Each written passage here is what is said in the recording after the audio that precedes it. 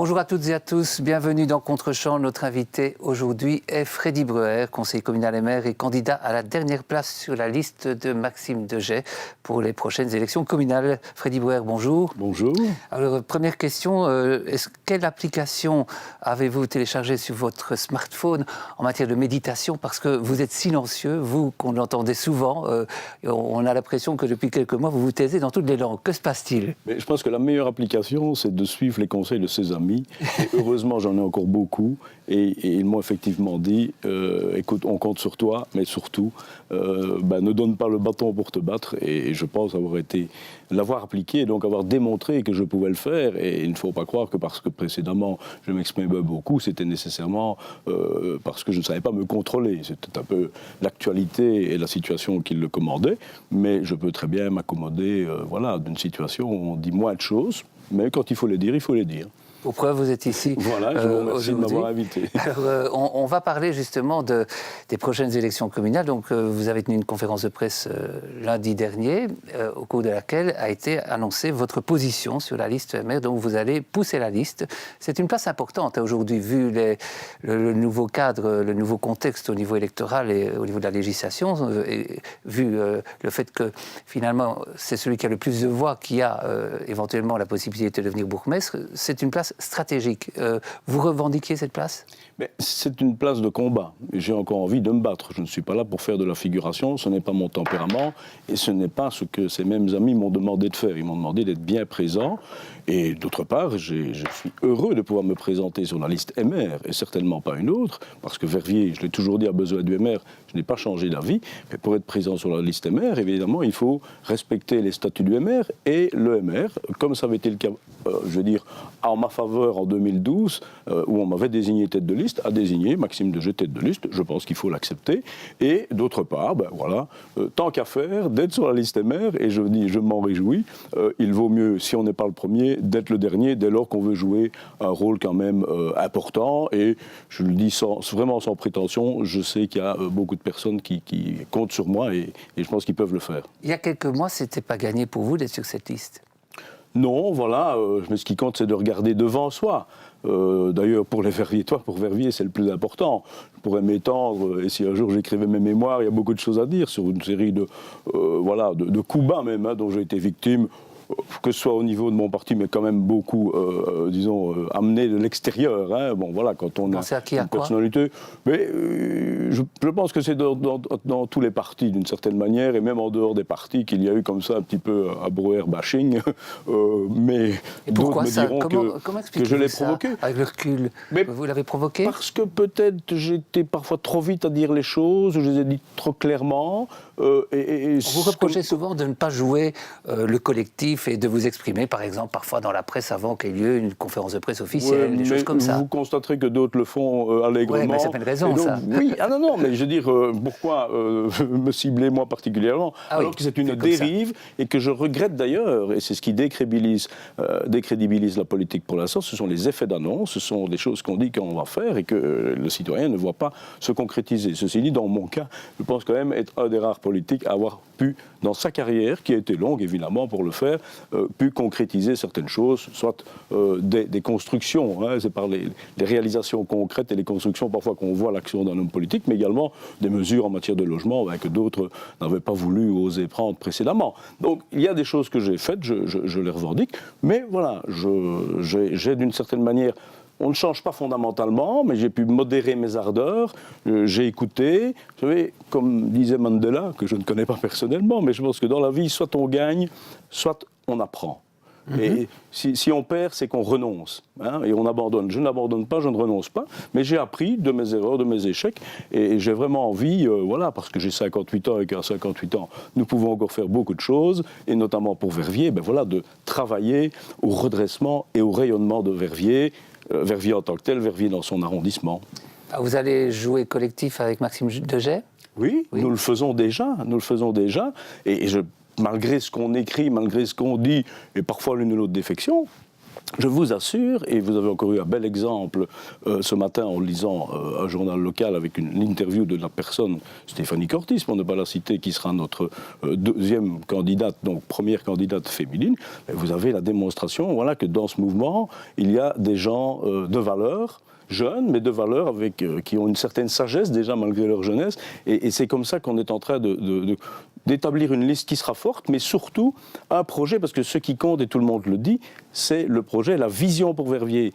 Et peut-être que notamment mes ennuis sont venus du fait que moi j'avais une vision stratégique pour Verviers qui évidemment s'écarte de la situation parfois dramatique dans laquelle Verviers se trouve et que ça ne plaisait pas à ceux qui préfèrent le lotissement du pouvoir et à ceux qui, peut-être, ont comme leitmotiv en politique le statu quo. Ce n'est pas ma tasse de thé, surtout dans le cas de Verviers. Alors, vous jouez collectif avec la tête de liste, avec les membres de la liste.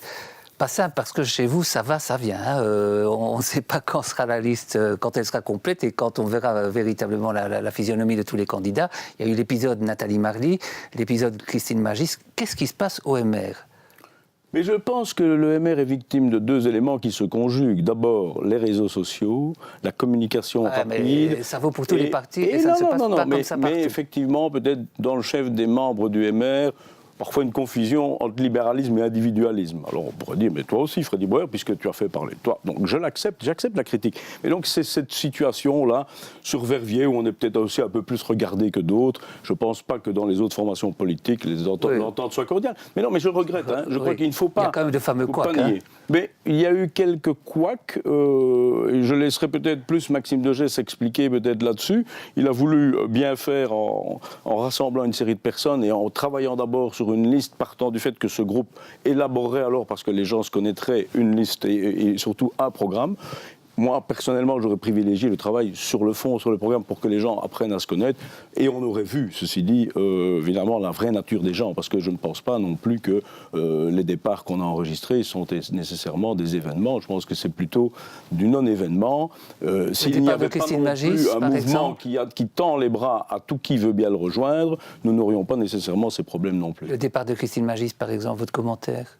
Mais Madame Magis, elle n'est pas élue, elle n'est pas connue, elle était pleine d'enthousiasme, mais effectivement, il fallait fonctionner dans un cadre et je m'aperçois qu'elle est sortie du cadre. Mais qu'est-ce qui se passe entre un dimanche soir où visiblement elle fait acte d'allégeance au MR et puis le lendemain où elle annonce qu'elle va vers Nouveau-Verviers?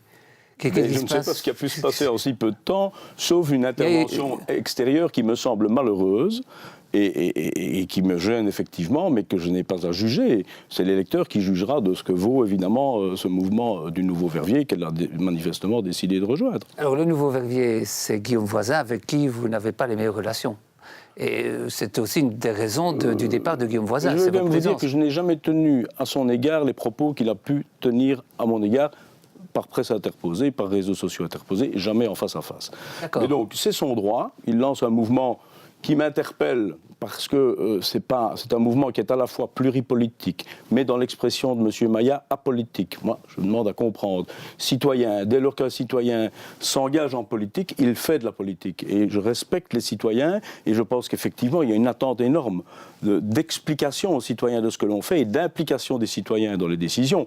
Mais il ne faut pas non plus raser gratis et quelque part susurrer ou imaginer. Vous aviez une personne il n'y a pas longtemps sur votre plateau qui installerait, disons, un conseil de citoyens pour dire aux politiques ce qu'ils doivent faire. Vous lui avez bien rappelé qu'effectivement, en démocratie, il y avait des gens qui se présentaient au suffrage universel et que les gens votaient. Et que, j'ai pour habitude de dire, même quand il a tort, l'électeur a raison. Et dans mon cas, d'ailleurs, très personnel, je souhaite que ce soit l'électeur qui ait eu le dernier mot par rapport au fait que je puisse ou pas encore continuer à m'impliquer dans la vie politique verviétoise. Vous pensez que la liste Guillaume Voisin peut vous faire beaucoup de tort à la liste MR ? Je ne le pense pas. Parce que je pense que les citoyens ont beaucoup de bon sens. Ils ont des raisons d'en vouloir aux politiques, en général.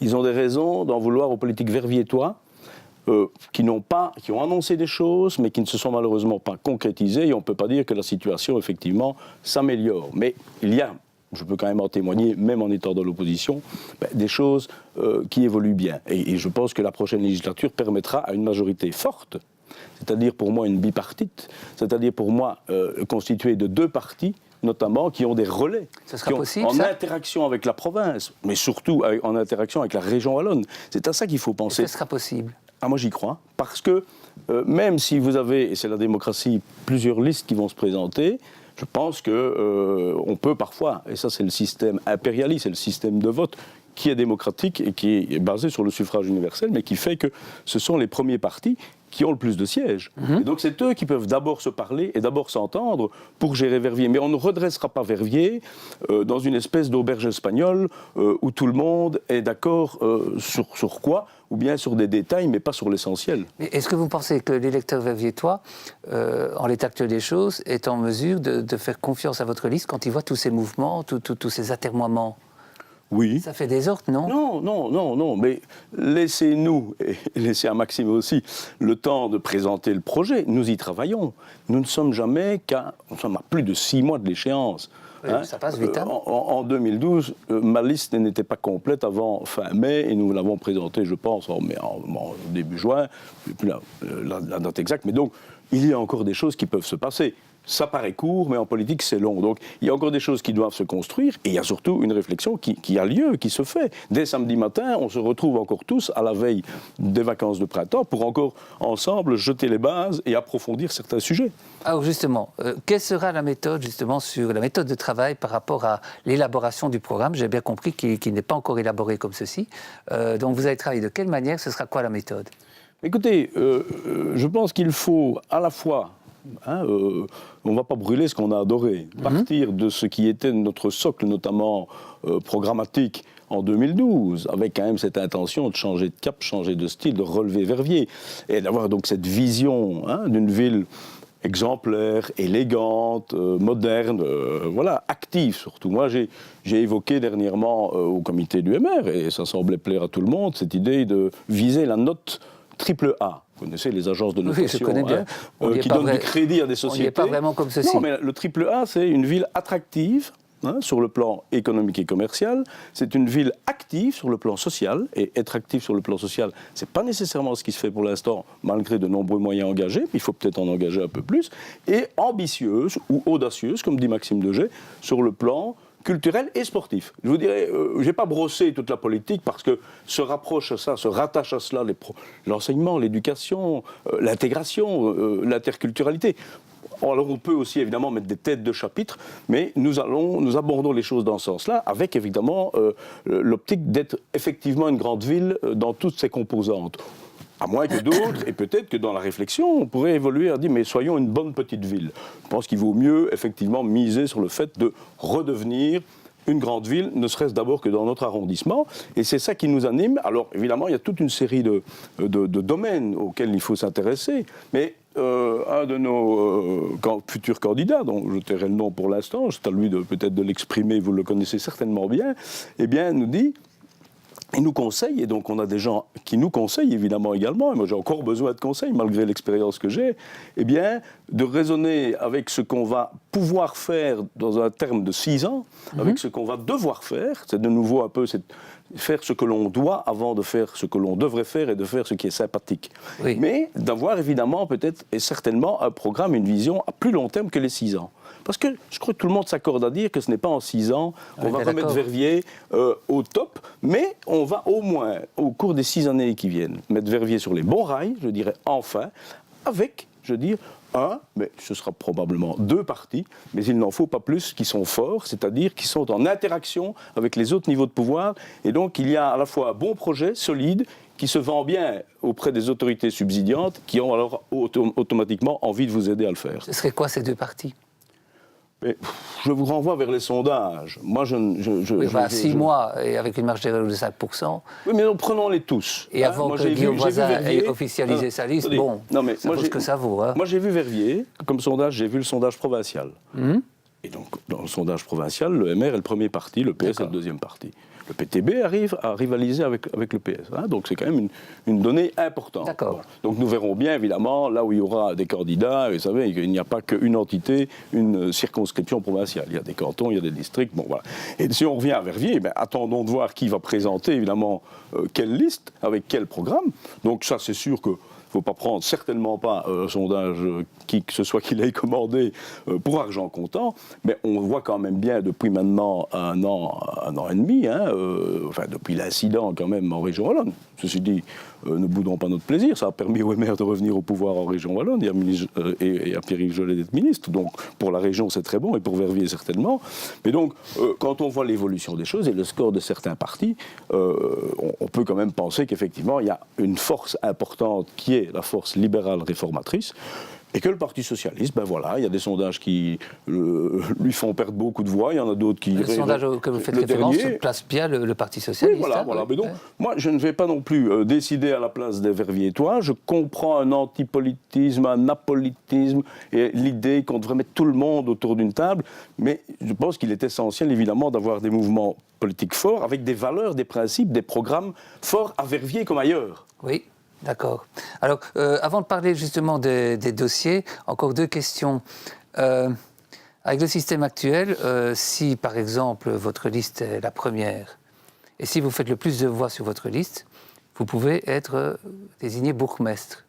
Oui. Vous faites quoi à ce moment-là par rapport à Maxime Degey ? Le respect de l'électeur, c'est de suivre ce qu'il vous a indiqué, c'est-à-dire que si le régime, le code de la démocratie prévoit que la désignation se fait sur ces bases-là, il faut la respecter. Voilà. Mais ça me permet de vous dire que, et comme je viens aussi de l'indiquer précédemment, l'objectif, c'est que nous ayons le plus grand nombre de sièges. Parce que si nous n'avons pas le plus grand nombre de sièges, nous ne serons pas dominants, et il faut être dominant sans être dominateur, mais devenons dominants à Verviers. Nous avons gagné en 2012, mais nous n'avons pas pu avoir le premier rôle. Et quelque part, on sait ce qu'il en a été par la suite. Mais donc, il faut évidemment, et nous pouvons, et dans le contexte actuel, par rapport aux besoins de Verviers, par rapport à la situation générale et à la crédibilité de tel ou tel parti politique, nous avons toutes les raisons de penser que nous pouvons être ce premier parti, mais nous devons faire d'abord un maximum de sièges. Et je suis sûr que nous le ferons, je vais travailler pour que nous ayons un maximum de sièges. Mais effectivement, si l'électeur, quelque part, fait son choix, et on parle pour l'instant de Maxime Degey, on parle de Freddy Breuer, on parle de Maxime Degey, mais il y a effectivement encore 35 autres personnes à découvrir. On en a découvert une belle personne ce matin par le biais du journal L'Avenir. On a déjà eu aussi la candidature de Christian Kéris. Voilà, il y aura d'autres personnes qui viendront rejoindre nos rangs, qui sont déjà là, je veux dire, mais qui seront annoncées, et c'est la tête de liste qui doit le faire. Mais moi, je pense qu'il y a évidemment des personnalités qui pourraient surprendre. Donc voilà.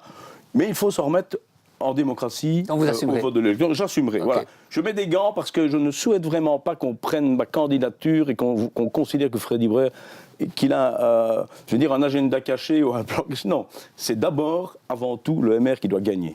Ok.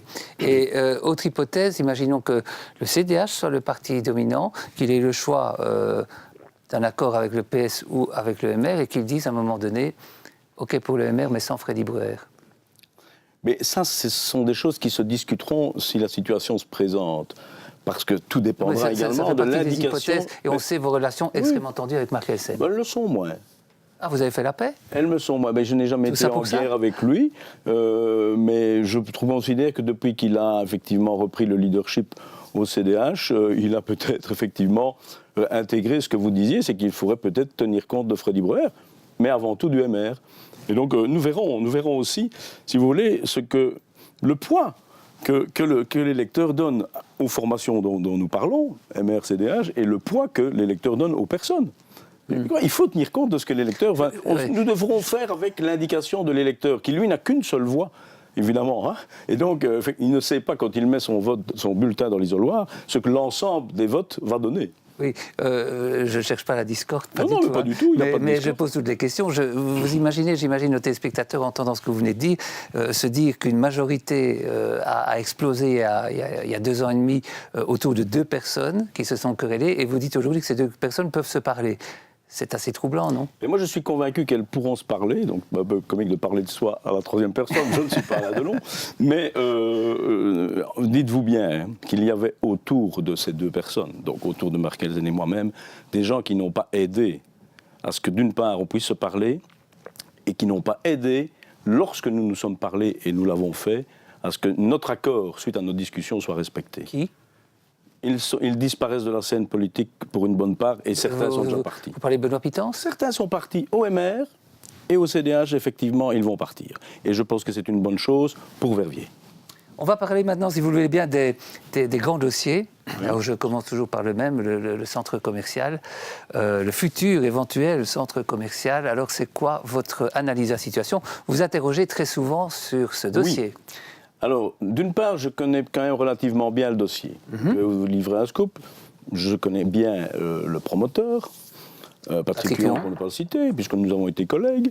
Et donc, je le connaissais avant qu'il ne vienne s'intéresser à Verviers. Je connais toute l'histoire de ce dossier. Je pourrais même vous dire pourquoi il a été envisagé à un moment donné de couvrir la Vesdre, et ça n'avait rien à voir avec des verviers-tois. Bon. Et je connais ce dossier. Je le verrai prochainement, parce qu'on a toujours de très bonnes relations, et c'est prévu. Hein, je ne vous dis pas que je vais fixer rendez-vous. Le rendez-vous est pris. En bonne intelligence, ceci dit aussi avec la bourgmestre, parce que sur un dossier comme ça, effectivement, et les Verviers-tois le souhaitent, entendons-nous. Mais moi, je l'interroge parce qu'effectivement, elle a une responsabilité comme bourgmestre, puisqu'elle s'est engagée, quand elle est arrivée en novembre 2015, elle a dit, vous savez, avec moi, ça va fonctionner. C'était un peu ça le message. Mais non, ça ne fonctionne pas, et elle l'a reconnu, parce que ça ne fonctionne pas comme ça. C'est un projet privé qui dispose d'un permis, mais qui fait que ce permis empêche peut-être de mettre en œuvre et de commencer certains travaux avant d'autres, parce qu'avant de commencer un centre commercial, il faut quand même disposer de revenus pour justifier d'un financement. Bon. Et que dans le même temps, le commerce, la ville a continué à décliner, et que les pratiques commerciales changent. Ne serait-ce que par le commerce électronique, l'e-commerce, etc. Donc il faut intégrer tout ça. Et donc le risque est aussi d'avoir un projet qui va mettre un certain temps à démarrer. Les travaux ne commenceront pas avant 2019. S'ils commencent en 2019 ou plus tard, je mets des gants, je prends des réserves, mais je ne suis pas en train de dire qu'il ne faut pas le faire, parce que, quelque part, la réponse nécessite beaucoup plus de précautions et de disposer de beaucoup plus d'éléments, et probablement d'avoir enfin une réflexion avec une série de personnes qui sont peut-être à la table du collège et qui resteront, pour savoir effectivement si même ce projet se fait, ce que nous faisons avec l'hypercentre commercial, avec l'autre partie de l'appareil commercial que nous voulons quand même pour l'instant préserver, et c'est difficile, et puis que nous voulons redéployer. Hein. Donc c'est pas évident, mais il est normal d'interroger. Ah oui. Ma dernière intervention au conseil communal portait d'ailleurs sur la situation de Spintet. Parce que, quelque part, il y a beaucoup de dommages collatéraux dans cette histoire qui paraît un peu figée, mais je reste optimiste. Je reste optimiste sur le fait qu'on a besoin d'un investissement majeur. Pour Spintet, pour bien comprendre, donc ça fait partie du permis qui a été octroyé, et on prévoit donc la réfection des immeubles le long de la rue Spintet. Tout à fait. Dans l'état où on les voit, avec des arbres qui poussent, etc., vous pensez qu'on peut encore les refaire? Moi, je ne pense pas.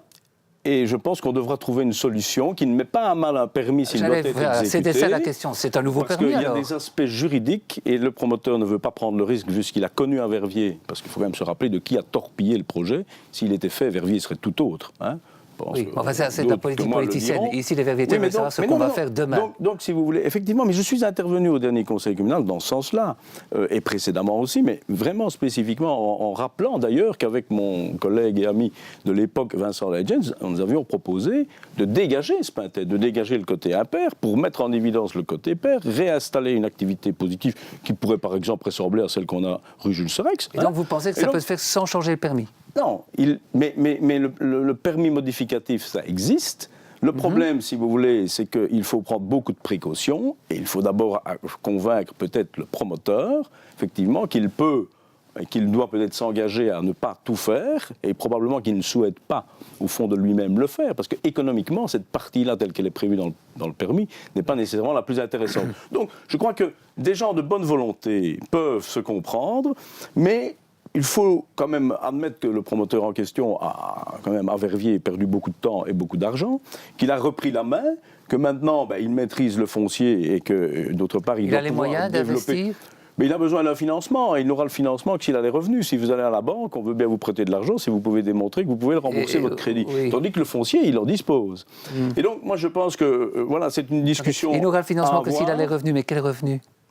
Mais les revenus des loyers, les revenus des loyers supporteront l'investissement dans la réalisation d'un centre commercial. C'est le serpent qui se mord la queue. Tandis que l'autre partie, effectivement, quelque part, elle doit être dissociée de la réalisation du centre commercial, mais elle fait pour l'instant partie d'un même permis. Pourtant, dans la réflexion, il y a tant d'années de Claude Dezama, c'était d'abord se préoccupait de la rue Spatet. C'était réunir les deux mondes, souvenez-vous de ces expressions, bien sûr, c'était relier deux parties. Donc vous lâchez les amarres pour la rue Spatet et alors le centre commercial ?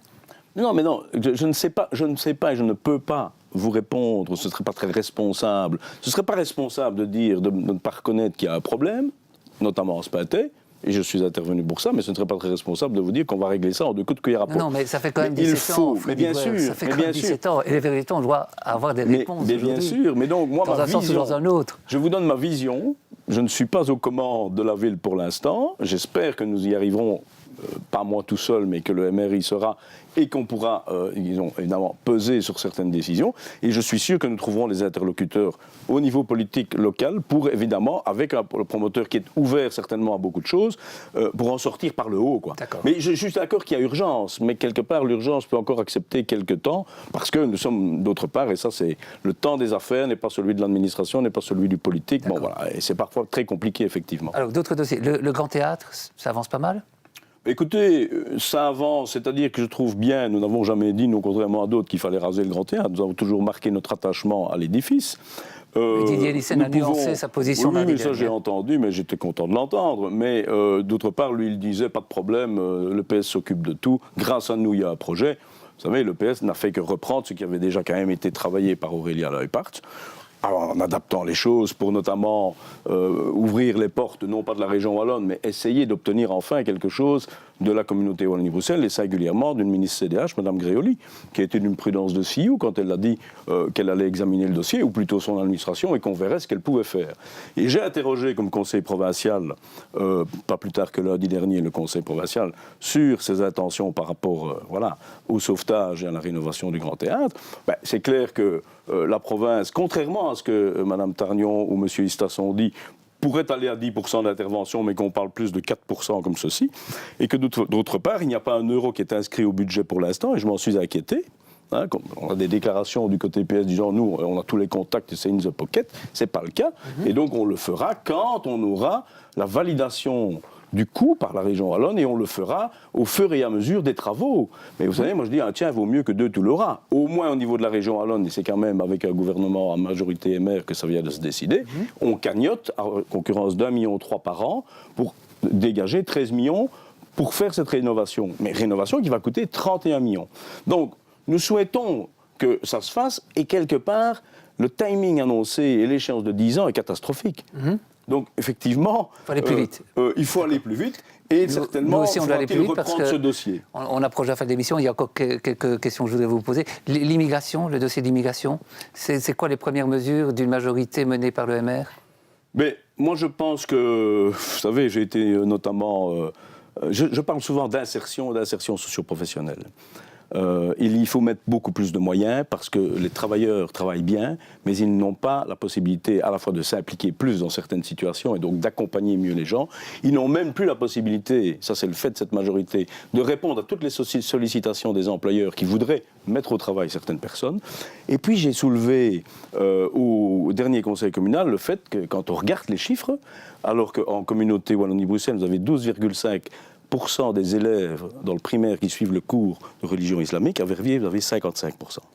Alors, moi, je ne critique pas, je ne discute pas, chacun a ses convictions, mais j'ai notamment regretté qu'on ne mette pas plus de moyens en œuvre pour valoriser le cours de citoyenneté, qui est une façon, quelque part, de casser à l'école le communautarisme.